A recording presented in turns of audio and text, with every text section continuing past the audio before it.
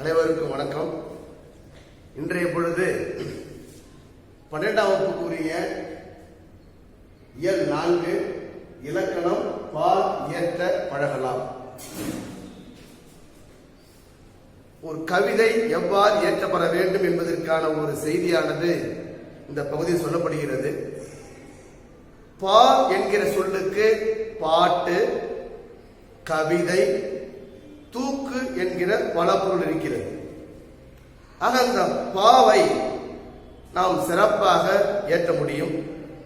அவ்வாறு ஏற்றுவதற்கு அடிப்படையான ஒரு விஷயம் எது என்று சொன்னால், யாப்பினுடைய உறுப்புகள் மிக மிக முக்கியமானதாகும். அந்த வகையில் வெண்பாவை இயற்றுவது மிக எளிமையானது. அந்த வெண்பாவை நாம் கற்றுவிட்டால் பாடல்களையும் கவிதைகளையும் சிறப்பாக ஏற்ற முடியும். நம்மளுடைய தமிழ் மொழியானது பழையன கழிந்தும் புதியன புகுந்தும் திருத்தம் எய்தி நிற்கக்கூடிய மொழிதான் செம்மொழி என்று பரிதிமாற கலைஞர் அவர்களால் எடுத்துரைக்கப்பட்ட செய்தியாகும். அந்த அளவுக்கு சிறப்பு வாய்ந்திருக்கிற நம்முடைய தமிழ் மொழியில கவிதையை பற்றி கவிஞர்கள் பலரும் பலவிதமான கருத்துக்களை பதிய வைத்திருக்கிறார்கள். ஆக அந்த கவிதையை பற்றி கவிமணி தேசிய விநாயக பிள்ளை அவர்கள் கூறுகிற பொழுது, உள்ளத்து உள்ளது கவிதை, இன்பம் உருவெடுப்பது கவிதை, தெல்ல தெளிந்த தமிழில் உண்மை தெரிந்து உரைப்பது கவிதை என்று அற்புதமாக கவிதைக்கு இலக்கணம் கொடுக்கிறார் கவிமணி அவர்கள். அதோடு மட்டுமல்ல, மேல்நாட்டு அறிஞர் வேர்ட்ஸ்வொர்த் என்கிற ஒரு அறிஞர் கவிதையை பற்றி சொல்லுகிற பொழுது, ஆற்றல் நிரம்பிய சொற்கள் தாமாக பொங்கி வழிவதுதான் கவிதை என்று சொல்லுகிறார். அதே போன்று மேல்நாட்டு கவிஞர்கள் ஒருவர் ஜான் ரஸ்கின் என்கிற ஒரு கவிஞரும் கவிதையை பற்றி சொல்லுகிற பொழுது, சீரிய உணர்ச்சிக்குரிய காரணங்களை பாவனா சக்தியால் குறிப்பிடுவதே கவிதை என்று அவர் முன்மொழிகிறார். இன்னும் சொல்ல போனால், ரசூல் கம்சதோ என்கிற ஒரு அறிஞன் அந்த கவிதைக்கு ஒரு வரைவிலக்கணம் கொடுக்கிறான். தன் இனத்தையும் மொழியையும் பாடாத கவிதை வேறில்லாத மரம் என்று அந்த கவிதையை பற்றி கவிஞர்கள் பலரும் பலவிதமாக தன்னுடைய கருத்துக்களை பதிய வைத்துக் கொண்டிருக்கிறார்கள். ஆக அந்த கவிதையை பற்றி பார்க்கிற பொழுது, கவிதை புது கவிதை, மரபு கவிதை என்று அந்த கவிஞர் பெருமக்களால் புலவர்களால் பாகுபாடு செய்யப்பட்டுள்ளது. ஆக அந்த புது கவிதை எழுதுவது என்பது ரொம்ப எளிமையான சுலபமானது. அந்த புது கவிதை எது போல? சின்ன குழந்தையை போல. ஒரு மாணவன் ஒரு சிறிய கவிதை எழுதுகிறான், புது கவிதை. நேற்று பார்த்தேன் நிலா வரவில்லை, நேற்று பார்த்தேன் நிலா வரவில்லை, இன்று பார்த்தேன் நிலா வரவில்லை, நாளையாவது நிலா வருமா? இதுதான் புது கவிதை. ஒரு எளிமையானது, சுலபமா எழுதக்கூடிய ஒரு அமைப்பு கொண்டது அந்த ஒரு புது கவிதை.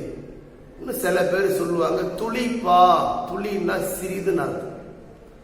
அதுக்கு ஒரு கணவன் எழுதுகிறான், மனைவி இழந்திருக்கிற ஒரு கணவனுடைய ஒரு புது கவிதை, ஒரு சின்ன பா.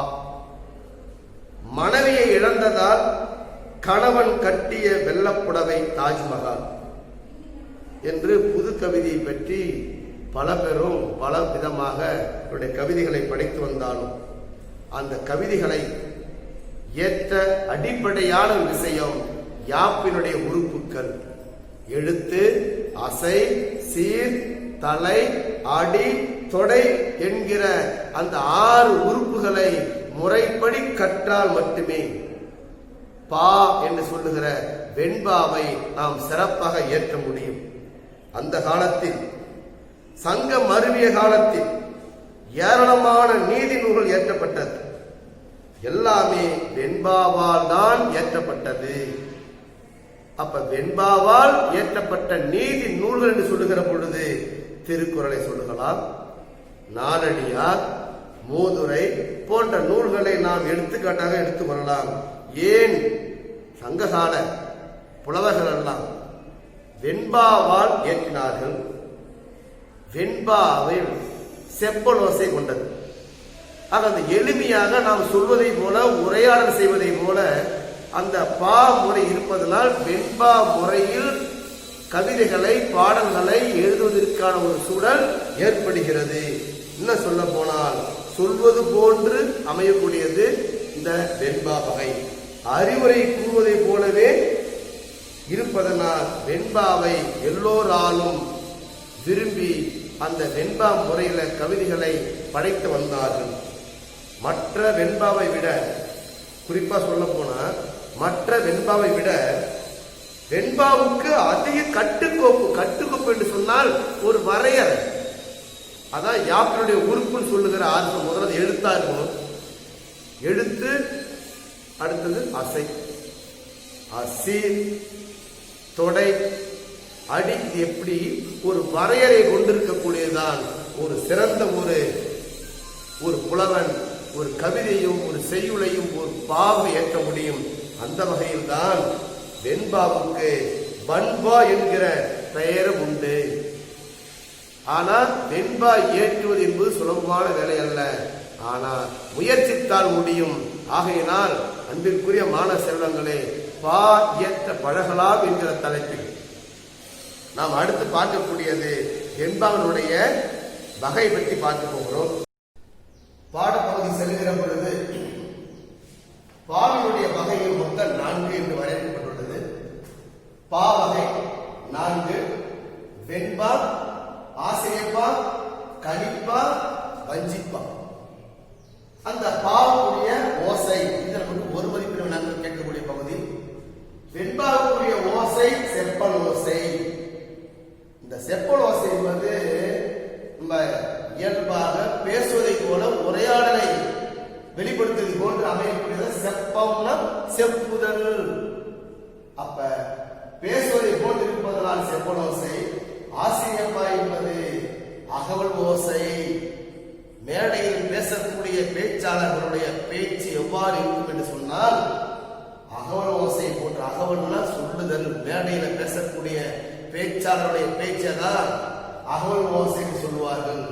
கலிப்பாருடைய ஓசை துள்ளல் ஓசை. மேடையில் பேசக்கூடிய பேச்சாளர்கள் ஏற்ற இறக்கத்தோடு பேசுகிற அந்த ஒரு பேச்சு முறையதான் துள்ளல் ஓசை என்று சொல்லுகிறார்கள். இறுதியாக வஞ்சிப்பா தூங்கல் ஓசை. அந்த பா வகையில தூங்கல் ஓசை என்பது ஒரே மாதிரியாக ஒரே சீராக இருக்கக்கூடிய அந்த அமைப்பை தான் தூங்கல் ஓசை என்று சொல்லுகிறார்கள். அந்த பா வகை மொத்தம் 4: வெண்பா, ஆசிரியப்பா, கலிப்பா, வஞ்சிப்பா. இந்த செய்தி எதுக்கு இப்ப சொல்றேன்னு சொன்னால், நம்ம எல்லாம் முந்தைய வகுப்பில் படித்ததை நாம் நினைவு கூறுவதற்காக சொல்லக்கூடிய செய்தி. அது ஒரு பா ஏற்ற வேண்டும் என்று சொன்னால், அது ஒரு கவிதை ஏற்ற வேண்டும் என்று சொன்னால், எந்த ஒரு படைப்பாளராக இருந்தாலும் யாப்பினுடைய உறுப்புகளை பற்றி முறைப்படி நாம் கற்றிருந்தால் மட்டும்தான் அந்த ஒரு பா வகைகளை நாம் பாடல்களாக, இலக்கணங்களை முறைப்படி நாம் ஏற்க முடியும். அந்த வகையில யாப்பின் உறுப்புகள் அல்லது செய்யும் உறுப்புகள் என்று சொல்வார்கள். அது மொத்தம் 6 இருக்கிறது. எழுத்து, அசை, சீர், தலை, அடி, தொடை. ஆக இந்த 6 உறுப்புகளும் செயலுடைய உறுப்புகளாக அமையப்பட்டிருக்கிறது. இந்த 6 உறுப்புகளுடைய அடிப்படை செய்திகளை யார் ஒருவர் முறைப்படி கற்றிருக்கிறார்களோ அவர்களால் பாடல்கள், கவிதைகளை இயற்ற முடியும். அந்த வகையில் அசையை பற்றி பேசுறார். அசை என்பது அசைப்பது. அப்படி அசைக்கக்கூடிய அந்த காரணத்தினால் அசை என்று அங்கே சொல்லப்படுகிறது. நம்ம அடுத்தது பார்க்கக்கூடியது அசை.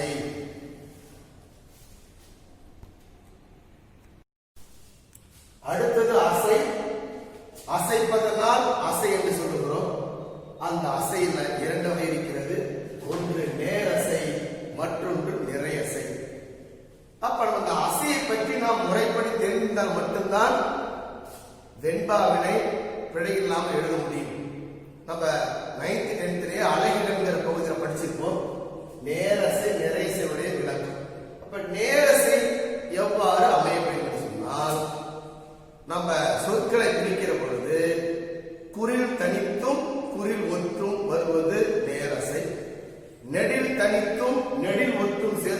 வரக்கூடியது நேரசை சொல்.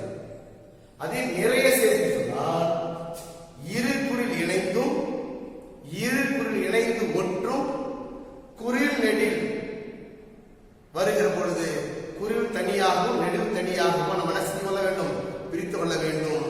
அதே சமயம் இருகுறில் இணைந்து ஒன்று வரக்கூடியது நிறையசையாகும். இப்படி நேரசை நிறையசைக்கூடிய அடிப்படை இலக்கணங்களை கற்றால் மட்டும்தான் நாம் வெண்பாவை சிறப்பாக ஏற்க முடியும். அவ்வாறு அந்த வெண்பா ஏற்றுகிற பொழுது நாம் அசையை தெரிந்து கொண்டதை போல நாம் சீர் பற்றி தெரிந்து கொள்ள வேண்டும். அப்ப சீர்ல ஓரசை சீர், ஈரசை சீர், மூவசை சீர், நாலசை சீர் என்பது இருக்கிறது. இதுல எப்போது பார்க்கும்போது ஈரசை சீரை பற்றி சொல்றாங்க. அப்ப ஈரசை என்று சொல்ல இரண்டு அசைகளை கொண்டிருக்கக்கூடிய அந்த சீர். இதுல பார்த்தா நேர் நேர் தேமா, நிறை நேர் முடிமா, நிறை நிறை கருவிலம், நேர் நிறை கூவில். இந்த ஒரு அடிப்படை விஷயம் தெரிஞ்சிருக்கணும். இது நமக்கு 2 மார்க் விஷயம் கேட்பாங்க அல்லது 1 மார்க் விஷயம் கேட்பாங்க. அப்ப அசையுடைய இறுதியில மாவுல முடியுமானால் அது பேரு மாச்சி. ஈரசையில மா என்று அசை முடியுமானால் பயன்பாடு அது பேரு மாச்சி. அதே ஈரசை சீர்ல விலம் என்று முடியுமானால் அது பேர் விளச்சீர். அப்ப மாச்சீரும் விளச்சீரும் சேர்ந்துதான் இயற்சீர் என்று சொல்லப்படுகிறது. இது ஒரு முக்கியமான செய்தி. அப்ப மாச்சீரும் விளச்சீரும் சேர்ந்துதான் இயற்சீர். அடுத்தது மூவசை சீர்ல 2 வகை இருக்குது. காய்ச்சீர், கடிச்சீர். பெரும்பாலும் நமக்கு காய்ச்சீர் தான் பாடல்களில் அதிகமாக சீர்களாக வரும். அந்த வகையில் மூவசை சீர்ல இந்த ஈரசை சீரோடு ஈரசை நேர் நேர்கிற சொல்லோடு மற்றொரு நேர் சேர்த்துட்டோம்னா அதற்கு எதா இருப்பது நேரசையா. என்ன பண்ண மூவசை சீர்ல நேர் நேர் சேர்த்துட்டோம்னா அது நம்ம காய்ச்சி. அப்ப நேர் நேர் நேர் தேமாங்காய், நிறை நேர் நேர் புளிமாங்காய், நிறை நிறை நேர் கருவிலங்காய், நேர் நிறை நேர் புல்விலங்காய். அந்த வகையில இந்த மூவசை சீரோட நேர் சேர்த்தோம்னா காய்ச்சி. ஒருவேளை நம்ம இந்த மூவசை சீர்ல கடைசியில நிறை என்று நாம் சேர்த்துவோம்னால் அது என்ன பண்ண கனி சீராக வரும். ஆக இந்த காய்ச்சீருக்கு என்ன பேர் கொடுக்குறாங்க? வெண்சீர். அப்ப மாச்சீரும் விளச்சீரும் சேர்ந்துதான் இயற்சீர். இதுல தான் ஒரு பாடப்பகுதி மிக முக்கியமா போய் கொண்டிருக்கிறது. கவனமா பார்த்து கொண்டுங்க. மால முடிவுனா மாச்சி, விளக்கிற முடிவுனா விளச்சீர். அந்த மாச்சீரும் விளச்சீரும் சேர்ந்துதான் இயற்சீர் சொல்லுவோம். அடுத்தபடியாக மூவசை சீர்ல காய்ச்சீர், கனிச்சீர். நம்ம பெரும்பான்மையா பார்த்தோம்னா நமக்கு காய்ச்சீர் தான் அதிகமா வரும். அப்ப அந்த காய்ச்சீர் 4மே அதுக்கு மற்றொரு பெயர் வெண்சீர். அடுத்தது ஓரசை சீர். அடுத்தது ஓரசை சீர் பார்க்க போறோம். ஒரு பாடலுடைய ஈற்று சீர்ல தான் ஓரசை அமையும். அந்த வகையில எவ்வாறு அந்த ஓரசை சீர் அமையும்? ஓரசை சீர்ங்கிறது நாள், மலர், காசு, பிறப்பு இவற்றில் ஏதாவது ஒன்று கற்க முடியும். அப்ப நாள் எப்படி கண்டுபிடிக்கிறோம்?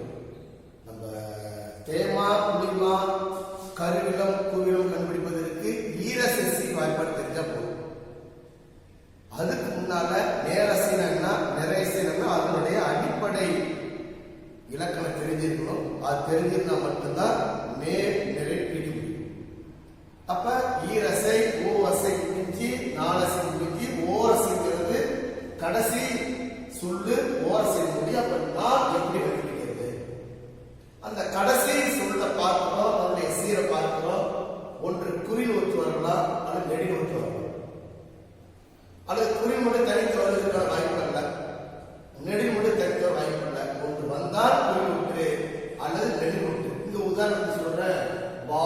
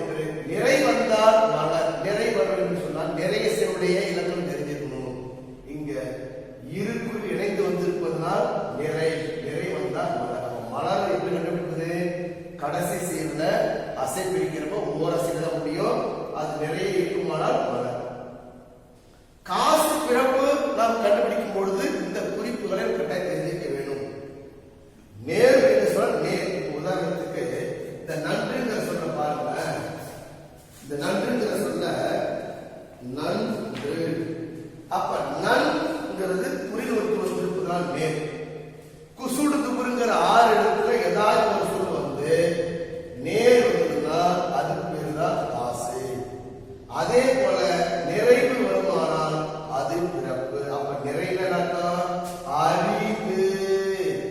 அப்ப இருகுறி இணைந்து குசுடு துக்குங்கிற 6 இடத்துல ஏதாச்சும் ஒரு எழுத்து வருமானால் அது பிறப்பு.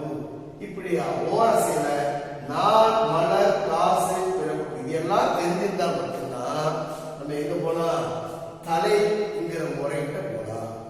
தலை என்கிற சொல்லுக்கு கட்டுதல் என்பது ஒரு பொருள், மற்றொரு பொருள் பிணைத்தல், ஒன்று சேர்த்தல். எப்படி சங்கிலியானது ஒன்றோடு ஒன்று இணைந்திருக்கிறது அது போல அந்த தலையானது அமைந்திருக்குன்னு சொல்ல போனா, மாணவர்கள் எல்லாம் கை கோர்த்தபடி செல்லக்கூடிய அந்த ஒரு முறையை கொண்டுதான் செய்யுளில் பாடல்கள் தலை பெற்றிருக்கும். அப்ப அந்த தலையினுடைய வகை என்று சொல்லுகிற பொழுது 7 வகை. நம்ம 11ஆம் வகுப்புல நேரொன்றிய ஆசிரியர் தலை, நிறையொன்றிய ஆசிரியர் தலை பற்றி படிச்சிருக்கோம். 11th பாடப்பகுதியில வாய் என்ற பழக தலைப்புல இந்த 2 தலையை பற்றி படிச்சிருப்போம். அப்ப நேரொன்றிய ஆசிரியர் தலை வருமானால் அதுக்கு மாவும் நேர். அப்ப அசை வாய்ப்பாடு மாவும் நேர்கிற வாய்ப்பாடு வருமானால் நேரொன்றிய ஆசிரியர் தலை. விலவும் நிறை வருமானால் நிறை ஒன்றிய ஆசிரியர் தலை. இந்த 2 பேரும் 11ஆம் வகுப்புல படிச்சிருக்கோம். இப்ப பார்க்கக்கூடியது இயற்சி வெண்டலை. அப்ப மாவும் நிறை அல்லது விலவும் நேர் வருமானால் இயற்சி வெண்டலை. நம்ம ஏற்கனவே சொன்னால் இயற்சிங்கிறது என்ன, மாச்சு இலச்சி, இந்த இரண்டும் சேர்ந்தது என்ன சொல்லணும், இயற்சி சொல்லும். அப்ப அதுக்குரிய வாய்ப்பாடு மாவும் நிறை விலவும் நேர். நின்ற சொல்லுடைய ஈற்று அசையும் வரும் சொல்லுடைய முதல் அசையும் சேரக்கூடிய பெருதான் தலை சொல்லுறோம். அப்ப எப்பவுமே மாவளம் முடிஞ்சா வரும் சொல்லுடைய முதல் அசை இல்லாமதான் இருக்கும், நிறைய தான் இருக்கும், மாற்றமே இல்லை. அதே போல விளக்கிற முடியுமானால் அதனுடைய வரும் சொல்லுடைய முதல் அசை இல்லாமதான் இருக்கும், நேரா இருக்கு, மாற. அப்ப மாவும் நிறை விலவும் நேர் என்கிற வாய்ப்பாடுக்குரிய தலை இயற்சி வெண்டலை. வெண்டலை வெண்டலை சொல் வெண்பாவுக்குரிய தலைவர். இதெல்லாம் ஆசிரியர் பாவுக்குரிய தலை. இதுல நம்முடைய பாடப்பகுதி ஆரம்பமாகுது. அப்ப வெண்பாவுக்குரிய தலையில இயற்சி வெண்டலை, வெண்சீர் வெண்டலை. நம்ம வெண்சீர் எதை பார்த்தோம், மூவசை சீர்ல காய்ச்சீர்ல வர மாதிரி பார்த்தோம். தேமாங்காய், புளிமாங்காய், கருவிலங்காய், குவிலங்காய், காய் காயில முடியக்கூடியது மூவசை சீர்ல. அது பேர சொல்லுவாங்க வெண்சீர். அப்ப வெண்தலை வெண்பாக்குரிய தலை. அப்ப காயும் நேர் வருமானால் வெண்சீர் வெண்டலை. அடுத்தது காயும் நிறை. இதெல்லாம் இதுக்கு பிறகு பார்த்தீங்கன்னா புரியுங்களா, மேல் படிக்கும் பொழுது நீங்க தமிழை ஒரு பாடமாக படிக்கிற பொழுது இதை பற்றி நீங்க அறிந்து கொள்ளலாம். இப்ப நம்மளுடைய பாடப்பகுதியில இயற்சீர் வெண்டலை வெண்சீர் வெண்டலை, அது வெண்பாவுடைய அந்த இலக்கணமோ அந்த வெண்பாவுல நேரிசை வெண்பா இன்னிசை மட்டும் சொல்ல போறாங்க. அடுத்தது காயும் நிறை வருமானால் அதோட தலை கலித்தலை. கனிவும் நிறை ஒன்றிய வஜ்ஜித்தலை. கனிவும் நேர் வருமானால் அது ஒன்றாத வஜ்ஜித்தலை. அப்ப நம்ம தலை என்கிற சொல்லுக்கு கட்டுதல், அது பிணித்தல். எப்படி சங்கிலி எப்படி ஒன்றோடு ஒன்று எப்படி சேர்ந்து பிணையப்பட்டிருக்கு, அது போல அடுத்த செய்தி சொல்ல போறோம். அந்த தலை எப்படி கண்டுபிடிக்கிறது, எதோட சேர்ந்து சொல்ல போறோம். இப்ப மாணவர்கள் எல்லாம் கை கோர்த்தபடி செல்வதை போலதான் செய்யுளில் அந்த புலவர் பெருமக்கள் அந்த யாப்பினுடைய உறுப்புகளை முறைப்படி கற்று அந்த தலையில அந்த ஒன்று சேர்க்கக்கூடிய முறையை அமைத்திருக்கிறார்கள். அதை பற்றி அடுத்து பார்க்க போறோம். அடுத்து பார்க்கக்கூடியது வெண்பாவுக்குரிய தலையை பார்க்க போறோம். அடுத்தது வெண்பாவுக்குரிய தலை பார்க்க போறோம். இது முக்கிய ஒரு 2 மார்க் கொஸ்டின் கேட்பாங்க, 1 மார்க் கேட்பாங்க. இயற்சீர் வெண்டலை சொன்னால் மாவும் நிறை விலவும் நேர். வெண்சீர் வெண்டலை சொன்னால் காய்க்கு மேல் என்ன கேட்டமையா வெண்பாவுக்குரிய கலைகள் யாவை? இயற்சீர் வெண்டலை வெண்சீர் வெண்டலை மட்டும் இதனாலே போரும். ஆனால் இந்த வாய்ப்பாடு எழுதுவது சிறப்பு. அடுத்தது பார்த்தோம்னா வெண்பாவுடைய பொது இலக்கணம். இது நமக்கு 4 மார்க் கொஸ்டின் கேட்பதற்கான வாய்ப்பு இருக்குது. இது தயவு செய்து நல்லா கவனம் பார்த்துங்க. வெண்பாவின் பொது இலக்கணம் வந்து 10வது படித்தது கூட இலக்கணம் எழுதிய தவறில்லை. வெண்பாவுடைய டெஃபினிஷன் பொது இலக்கணம் செப்பலோசை பெற்று வரும், ஈற்றடி சீராகவும், ஏனையவை 4 சீராக வரும், ஈரச சீர்கள் மாச்சீரும் இளச்சீரும் வரும், மூவச சீரில் காய்ச்சீரும் வரும், இயற்சீர் வெண்டலை வெண்சீர் வெண்டலை பெற்று வரும், ஈற்றடி ஈட்டுச்சீர் நாள் மலர் காசு பிறப்பு என்கிற வாய்ப்பாடுகளுள் ஏதாவது ஒன்றினை பெற்று வரும். அடுத்தது வெண்பா வகைகள். அடுத்தது வெண்பாவுடைய வகைகள் 7.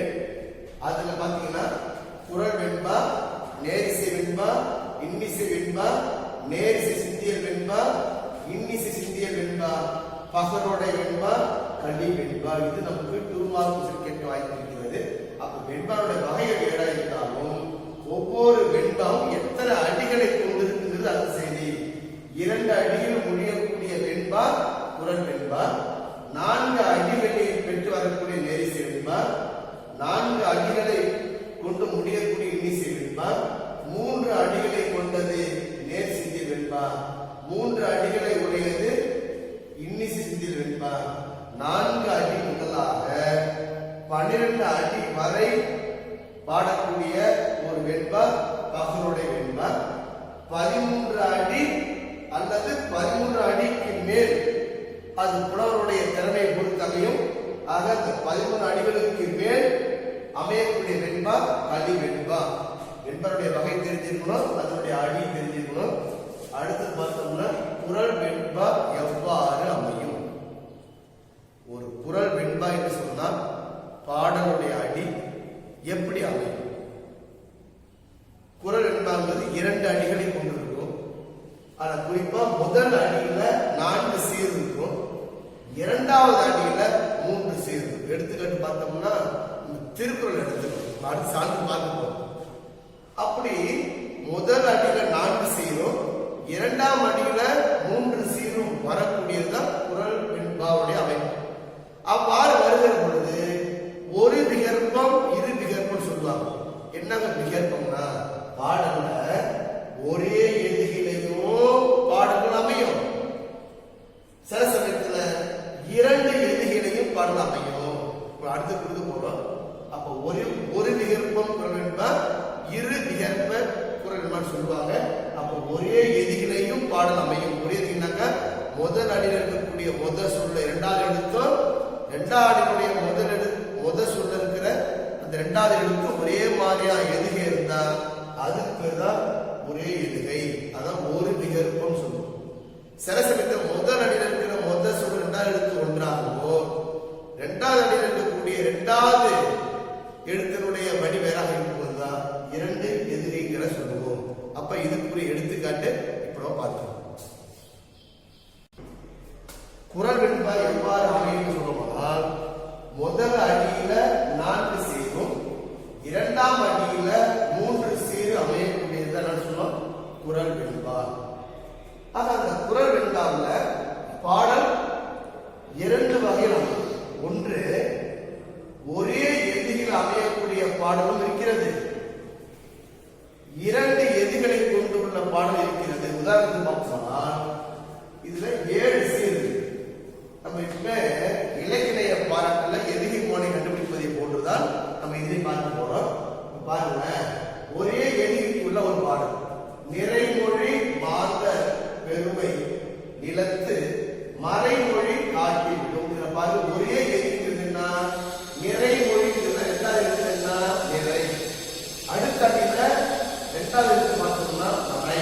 அப்ப இது 2மே என்ன பண்ணுங்க, ஒரே மாதிரியான எதிரி கொண்டிருப்பதா குறள் வெண்பாவில் ஒரே எதிரி உடைய குறள் வெண்பா. அடுத்த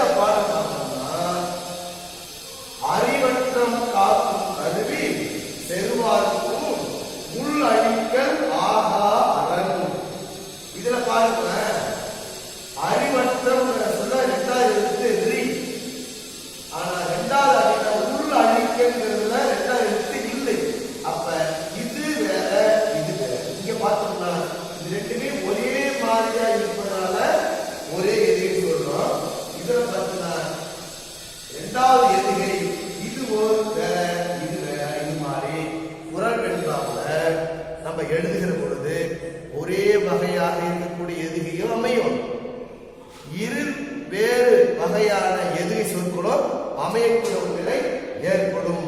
இப்ப இதுக்கு அடுத்து பார்க்கக்கூடியது அந்த தலை அமைப்பு, வெண்டலை அமைப்பு. நிறைமொழி மாந்தர் பெருமை நிலத்து மறைமொழி காட்டி விடும்.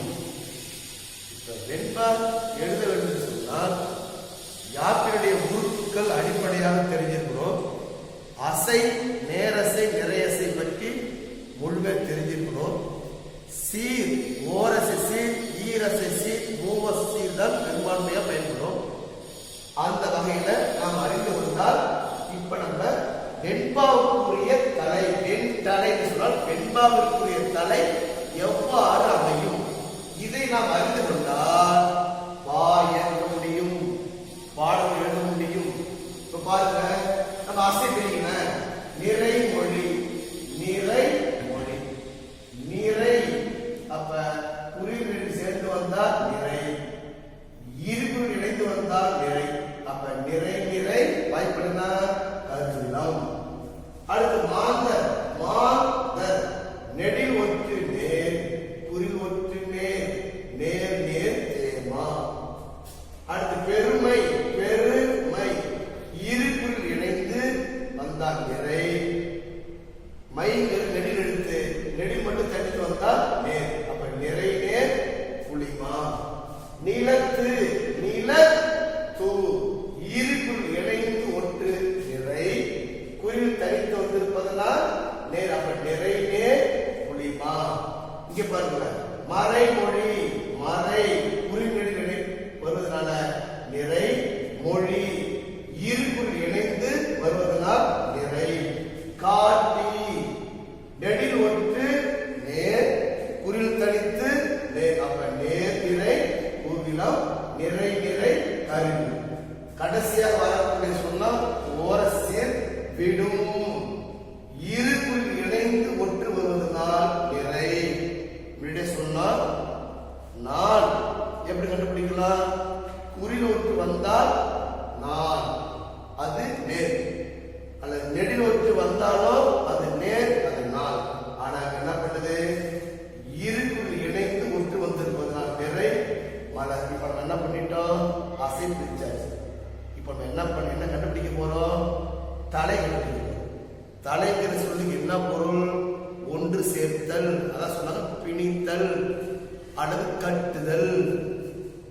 அதுக்கு ஒரு உதாரணம் கொடுத்திருக்கிறாங்க. என்னது? பாடப்புத்தகத்துல மாணவர்கள் கை கோர்த்தபடி வரிசையாக செல்லுவதை போல ஒரு சொல்லினுடைய ஈற்ற அசையினுடைய சொல்லும் அடுத்த அடியினுடைய முதல் அசையோடு ஒன்று சேர்ந்து போறோம். இப்ப பாருங்க, இதனுடைய வாய்ப்பாடு விலம். இப்ப நல்லா பாருங்க, கருவிலத்துல முடிஞ்சிருக்குது. அப்ப இந்த விலமும் நேர், இந்த நிறைமொழியுடைய ஈட்டு வாய்ப்பாடு விலத்துல முடிஞ்சிருக்குது. வருஷனுடைய முத அசை நேர். அப்பா சொல்ற விலமும் நேர்.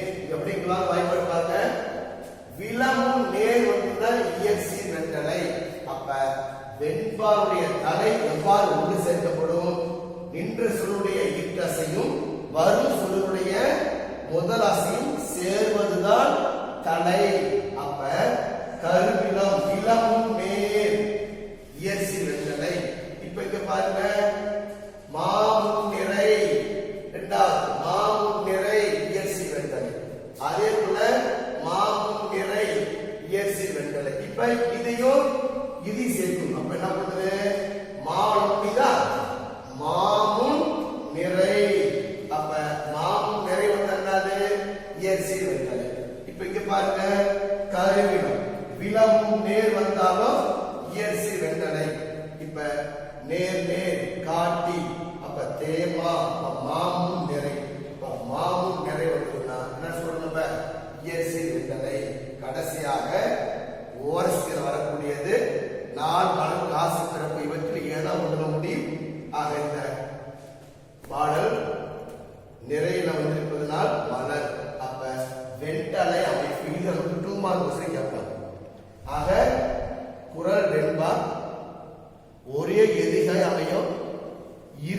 அமையும். அப்ப வெண்பாவுக்குரிய தலை 2, இயற்சீர் வெண்டலை, வெண்சீர் வெண்டலை. இது ஒரு சின்ன குறிப்பு கொடுக்குறாங்க, அதை சொல்லிடுறேன்.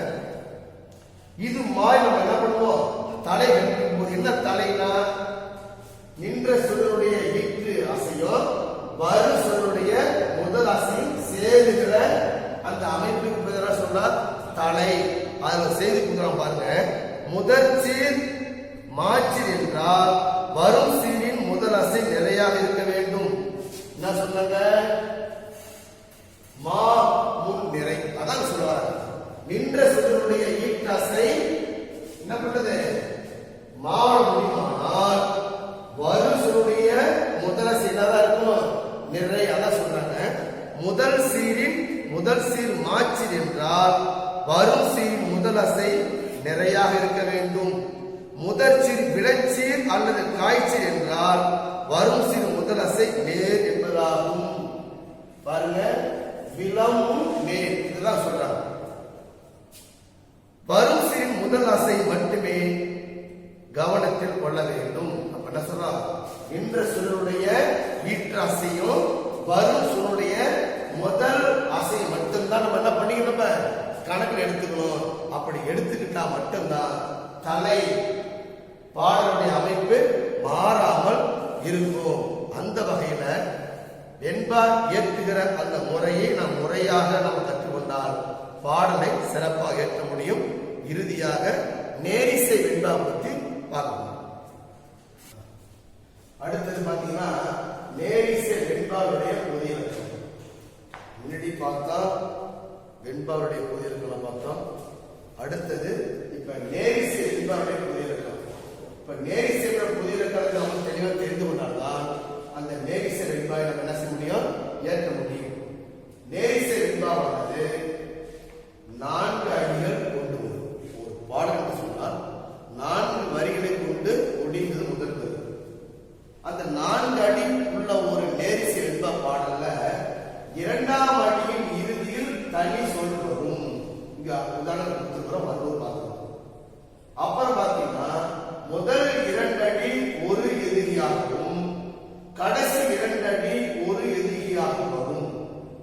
சில சுழலில் 4 அடியும் ஒரே எதிரியாக வருவதும் நேரிசை வெண்பாவாகும். இங்க பாருங்க என்ன சொன்னாங்க, 4 அடிகள் கொண்டு வரும். இது பாத்தீங்கன்னா இந்த 4 அடியும் ஒரே எதிரில முடியக்கூடிய ஒரு நேரிசை தான் பாடம். என்ன சொன்னாங்க, 4 அடிகளை கொண்டு முடியும். 2ஆம் அடியுடைய கடைசியில தனி சொல் பெற்று வரும். சில சுழல்ல முதல் 2 அடி ஒரு எதிரியாகவும் அடுத்த 2 அடி அடுத்த 2 எதிரி பேராக சொல்லணும் இல்லையா. இதுல பாத்தீங்கன்னா முதல் பாடல்ல 2ஆம் எழுத்து எல்லாமே என்ன பண்ணுது, ஒரே மாதிரியா வந்த ஒரே எதிரியுடைய நேரிசை பாருங்க. வில்லுடையார் பல்வேர் இல்லுடையார் நெல்லுடையார். இந்த பாடல் பாருங்க, நேரிசை வெண்பாவுடைய இலக்கணம் என்ன, 4 அடிகளை கொண்டு முடியணும். 2ஆம் அடியுடைய இறுதியில தனி சொல் பெற்று வரணும். அதுல 4 அடிலையும் 2ஆம் அடிக்கு ஒரே மாதிரியா வரக்கூடியது ஒரே எதுகை நேரிசை வெண்பார். அப்ப என்ன சொன்னாங்க, முதல் 2 அடி எதுகை ஒன்றாகவும் அடுத்த 2 அடியினுடைய எதுகை வேறாக அமையக்கூடியதுன்னு சொல்றாங்க. இருவகை விகற்ப நேரிசை. அப்ப இரு எதுகை. இப்ப பாருங்க, ஆழ அமுக்கி நாழி முகவாது நிதியும் விதியின். இந்த பாருங்க பாடப்புத்தகத்துல பாடத்தை எழுதுகிறோம். ஆழ அமுக்கினா ஆழ, நாழி, ரெண்டுமே ஒரே இனம். அப்ப இது ரெண்டுமே ஒரு எதிரி. அப்ப இது ரெண்டும் ஒரு எதிரியே அமையக்கூடிய பாடல். இங்க நிதியும் விதி. அப்ப இது ரெண்டும் அப்ப என்ன சொல்றாங்க, நேரிசை வெண்பாருடைய பொது இலக்கணத்துல 4 அடிகளை கொண்டு முடியும். 2ஆம் அடியினுடைய இறுதியில தனி சொல் பெற்று வரும். வந்து 2 பாடலை பாருங்க. முதல் பாடலையும் 4 அடி பெற்று இருக்குது. இரண்டாம் அடியில் இரண்டாவது பாடல் 4 வரி இருக்குது. அப்ப இரண்டாம் அடியில் தனி சொல் பெற்று இருக்குது. அப்ப இதுலயே இரண்டாம் அடியில் தனி சொல் பெற்று இருக்குது. இதுல ஒரு தனி சிறப்பு என்ன தெரியும்னா, இந்த தனி சொல் வரக்கூடிய அந்த சொல்ல அசைப்பிக்கிறப்ப என்ன அமையுமோ அதேதான் பாடலுடைய முதல் சொல்லும் அமையும். அந்த வகையில அப்ப இது என்ன சொல்றோம், இரண்டு எதிரி கொண்டிருக்கக்கூடிய ஒரு அமைப்பு. அப்ப நேரிசை வெண்பாவுல 4 அடிகளை கொண்டு முடியணும். இரண்டாம் அடியில தனி சொல் பெற்று வரக்கூடியது நேரிசை வெண்பா. அதுல ஒரு விகற்ப நேரிசை வெண்பா என்று சொன்னால், நாளைக்கு ஒரு 2 மார்க் கேட்போம், நல்லா தெளிவுபடுத்திங்க. ஒரு விகற்பம் பல விகற்பம் என்றால் என்ன? ஒரு விகற்பம் என்று சொன்னால் வெண்பாவினுடைய எல்லா அடிகளில் உள்ள இரண்டாம் எழுத்து ஒரே மாதிரியாக எதிரி ஒரே மாதிரியாக அமையுமானால் அது ஒரு விகற்ப நேரிசை வெண்பா அல்லது ஒரு விகற்ப வெண்பா. முதல் 2 அடி ஒரு எதுகையாகவும் அடுத்த 2 அடியினுடைய எதுகை வேறாக இருக்குமானால் அதற்கு பெயர்தான் பல விகற்ப வெண்பா. முக்கியமான ஒரு செய்தி. அடுத்தது இன்னிசை வெண்பா பார்ப்போம். அடுத்தது இன்னிசை வெண்பா. இன்னிசை வெண்பாவுடைய இலக்கணத்துல அவருடைய குறிப்பு கொடுக்குறாங்க. 4 அடிகள் பெற்று வரும். இரண்டாம் அடியில் தனி சொல். தனி சொல்லுக்கு மற்றொரு பெயர் உண்டு, தனிச்சி ஒரு பெயர் உண்டு. உண்மையாக கேட்பாங்க. தனி சொல் அதாவது தனிச்சு இல்லாமல் வரும். நல்லா கவனிங்க. நேரிசை வெண்பாவுல 4 அடிகளை பெற்று வரும். இரண்டாம் அடியில தனி சொல் பெற்று வருவது நேரிசை வெண்பா. தனி சொல் இல்லாமல் வரக்கூடியது இன்னிசை வெண்பா. இதுலயே பாத்தீங்கன்னா 4 அடிகளையும் ஒரே எதிரி கொண்டும் பாடல் அமையும். நல்லா பாருங்க. நேரிசை வெண்பாவுல 4 அடிகளை கொண்டு வரும். இரண்டாம் அடியில தனி சொல் பெற்று வரும். அது நேரிசை வெண்பா. அதுல ஒரே எதிரியை வருவது உண்டு, இருவேறு எதிரியை கொண்டு முடியக்கூடியது உண்டு. ஆனா இன்னிசை வெண்பாவை பார்த்தீங்கன்னா 4 அடிகளை கொண்டு முடியும். இரண்டாம் அடியில தனி சொல் இல்லாமல் வரும். பெரும்பான்மையான பாடல்கள் ஒரே எதிரியாக தான் அமையும். இவ்வாறு அமையக்கூடிய வெண்பா இன்னிசை வெண்பா. அதற்கான ஒரு சான்று பாடம் பாருங்க. இம்மை பயக்குமார் ஈய குறைகின்றார், தம்மை விளக்குமார் தாமுலரார் கேள்கின்றார், எம்மை உலகத்தும் யாம் காணே கல்வி போல் மம்மர் அறுக்கும் மருந்து. இதுல பாருங்களா, இரண்டாவது எழுத்து பாருங்களா, இன்னுங்கிற எழுத்து எதிரி எழுத்து என்ன பண்ணுது, 4 அடி என்ன பண்ணுதுங்க, ஒரே மாதிரியா வருது. இப்படி 4 அடியில பெற்று வரும். இரண்டாம் அடியில தனி சொல் இல்லாமல் வரும். ஒரே எழுதியை கொண்டு முடியக்கூடியது இன்னிசை வெண்பா. நேரிசை வெண்பாவுக்கு இன்னிசை வெண்பாவுக்கு ஒரே வித்தியாசம் தானே. நேரிசை வெண்பாவுல தனி சொல் பெற்று வரும். இன்னிசை வெண்பாவுல தனி சொல் இல்லாமல் வரும். நேரிசை வெண்பாவுல ஒரு விகற்பம் அதாவது ஒரே எதிரியை பெற்று வருவது உண்டு. சில சூழலில் இருவேறு எதிரியை பெற்று வருவது உண்டு. ஆனா இன்னிசை வெண்பாவுல தனி சொல் வராது, ஒரே எதிரிகளில் முடியும். ஆக இப்ப இந்த பா இயற்ற பழகலாம் என்கிற தலைப்பில் நாம் இதுவரை பார்த்தது பாவனுடைய வகை. பான்னா என்ன, அதனுடைய பொருள், பாவனுடைய வகை, அதனுடைய அடிகள், வெண்பாவுடைய இலக்கணம், அதுல குரல் வெண்பாவுடைய இலக்கணம், அதற்கு ஒரு எடுத்துக்காட்டு பார்த்தோம். அடுத்து வெண்பாவுக்குரிய தலை, இதுதான் முக்கியமான செய்தி. வெண்பாவுக்குரிய தலைகள் இயற்சீர் வெண்டலை, வெண்சீர் வெண்டலை, இது ஒரு கொஸ்டின். நேரிசை வெண்பாவுடைய பொது இலக்கணம். நேரிசை வெண்பாவுல நம்ம எதை காண முடியும், தனி சொல் பெற்று ஒரு நேரிசை வெண்பா. தனி சொல் இல்லாமல் வரக்கூடியது இன்னிசை வெண்பா. ஆக இந்த செய்திகளை நாம் இதுவரை அறிந்து கொண்டோம். இத்தகைய சிறப்பு மிகுந்திருக்கிற இந்த முறைகளை மாணவ செல்வங்களாகிய நீங்கள் எல்லோரும் எழுத கற்றுக்கொண்டால் பல கவிதைகளையும் பல பாடல்களையும் இயற்ற முடியும். ஒவ்வொருவரும் முயற்சி செய்தால் வெண்பாவை இயற்ற முடியும். வெண்பா மட்டுமல்ல, வாழ்க்கையில எதை அடைய வேண்டும் என்று ஒரு லட்சியத்தோடு நம்ம போராடி கொண்டிருக்கிறோமோ, முயற்சி உடையால் நிகழ்ச்சி அடையார் என்று சொல்வதை போல முயற்சி செய்தால் வெற்றி அடையலாம். அது ஒரு சின்ன ஒரு எக்ஸாம்பிள். ஒரு எறும்பு என்ன பண்ணுது, பாதையில சென்று கொண்டிருக்கிறது. அப்படி சென்று கொண்டிருக்கிற பொழுது அது ஒரு தடை ஏற்படும். அப்படி தடை வந்தால் அந்த எறும்பு என்ன செய்யுமா, ஒன்று தாண்டி செல்லும், இல்ல தவிர்த்து செல்லும், அந்த இடத்தை விட்டு நீக்கிட்டு போகும், இல்ல தகர்த்து செல்லும். ஒண்ணு தாண்டி செல்லும், இல்ல நமக்கு உங்கள்கிட்ட என்ன பண்ண வேற வழியா போவோம், இல்ல எதிர்த்து வரக்கூடிய அந்த உயிரினத்தை எதிர்த்து போராடி வெற்றி கொள்ளும். இவ்வாறு ஓரறிவுடைய எறும்புகளே 3 முறை முயற்சி செய்து வெற்றி கொள்ளும் பொழுது இறைவனால் படைக்கப்பட்ட உயர்தனையாகிய 6 பெற்ற மானிட இனமாகிய நாம் எத்தனை முறை நாம் முயற்சி செய்ய வேண்டும்? நண்பர்களே, குறைந்தது 18 முறையாவது என்ன செய்யணும், முயற்சி செய்து ஏற்றுவதற்கான ஒரு பயிற்சியை பெற்றால் கட்டாயமாக நம்ம என்ன செய்ய முடியும், அற்புதமான இயற்ற முடியும். அன்பிற்குரிய மாணவ மணிகளே, வருகிற தேர்வுகளில் இயற்ற பழகலாம் என்ற தலைப்புள்ள செய்திகளை, பாட புத்தகங்களை சற்று நீங்கள் எல்லாம் மீள் பார்வை செய்து கேட்கக்கூடிய வினாக்களுக்கு சிறப்பாக தேர்வு எழுதுமாறு அன்போடு கேட்டுக்கொண்டு